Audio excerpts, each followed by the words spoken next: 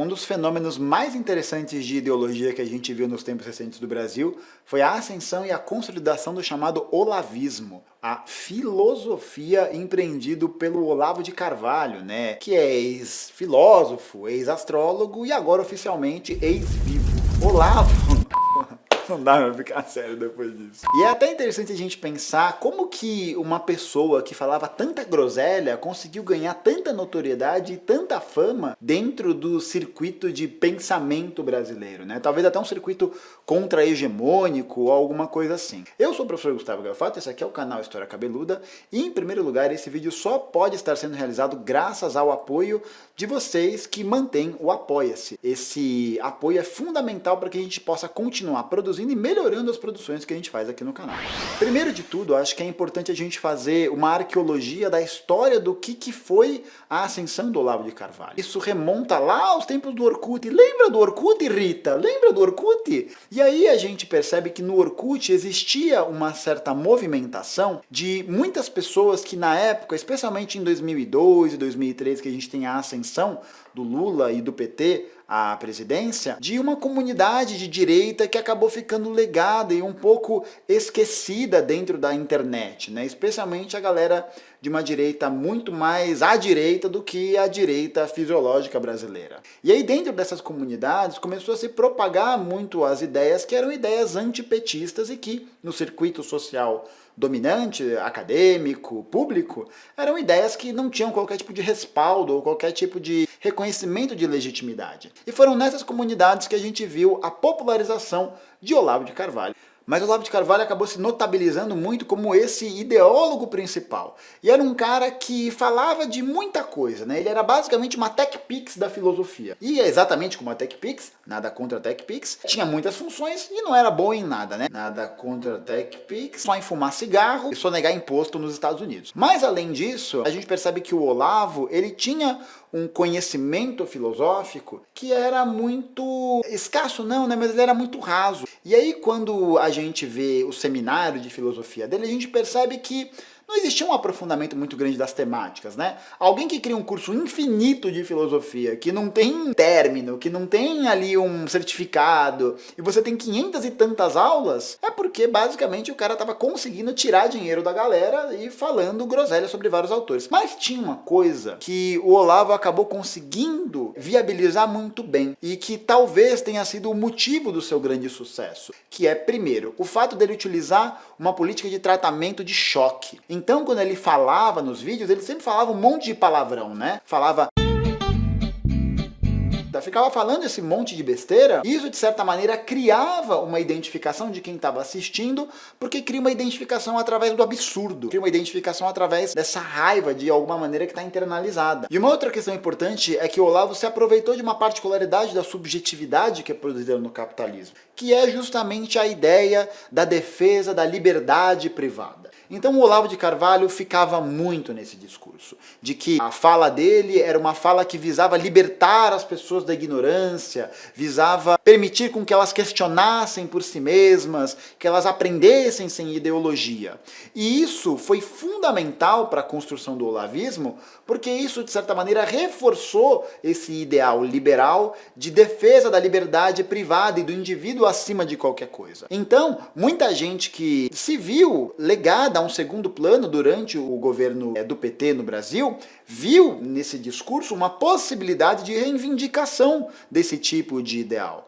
Então, quando a gente olha os vídeos do Olavo, ele sempre falava muito disso, né? Dessa ideia de defesa da liberdade. E não é à toa que o Bolsonaro, né? A galera que é mais papel alumínio na cabeça do governo Bolsonaro, fala muito disso ainda, né? A defesa da sua liberdade, do seu direito. Então, a gente percebe como a subjetividade capitalista, que vai criando essa ideia de uma liberdade individual como suprassumo, né? da existência, acabou produzindo, na verdade, um fenômeno muito interessante, né? Que foi justamente essa criação de um grupo que, para defender a sua liberdade privada, não mediria esforços para justamente minar e destruir a liberdade de outras pessoas, de outros grupos. E não é à toa que o olavismo flerta muito com as ideologias de extrema-direita.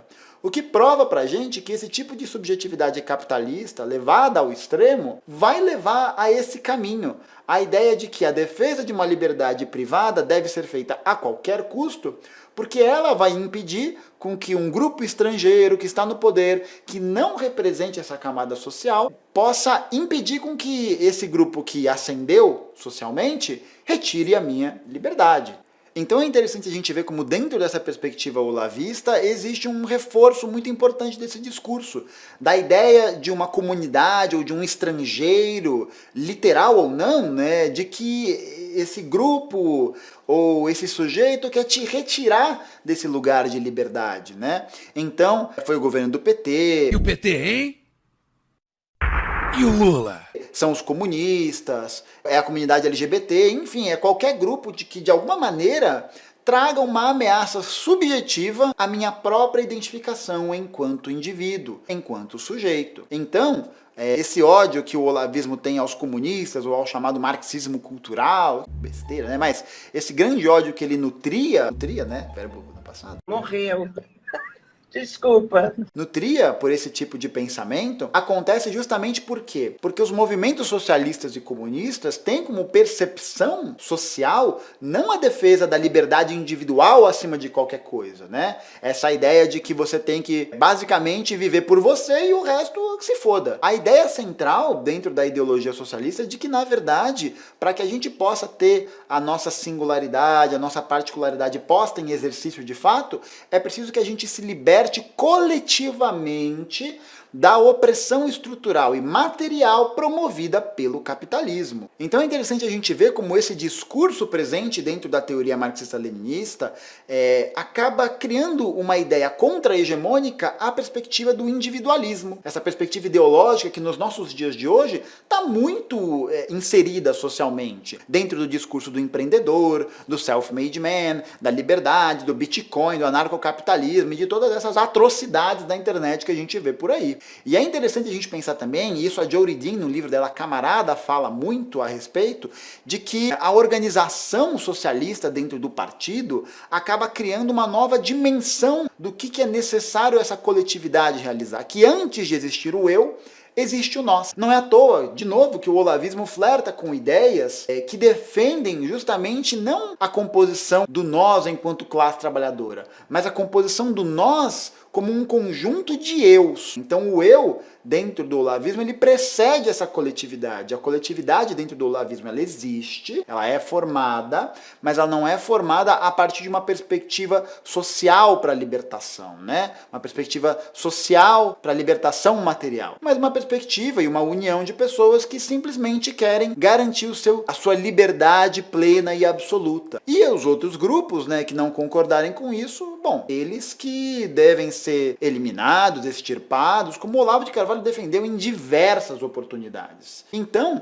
basicamente, a gente percebe que essa presença e esse sucesso do olavismo se deve muito a isso. Na verdade, há uma construção de pensamento muito próxima da ideologia capitalista, né, que vende a ideia de que é somente através da sua liberdade pessoal que você vai poder conseguir construir o mundo, que você vai poder ser feliz. E, na verdade, isso é falacioso, porque nós, enquanto seres humanos, somos sujeitos que são sujeitos sociais, né? Então, necessariamente, a nossa coletividade precede a nossa existência ou a nossa identidade enquanto indivíduo. E isso para o capitalismo é algo muito perigoso, né? Porque significa, então, que esses pequenos grupos, a burguesia, os empresários, os latifundiários, etc., eles não deveriam ter o poder que eles têm, porque esse poder emana desses indivíduos através da opressão material, da exploração, da destruição da natureza e de todos esses aspectos que constituem o capitalismo como a nossa ideologia dominante. E por isso que o Olavo fez muito sucesso, né? Ele nada mais era do que um emissário radicalizado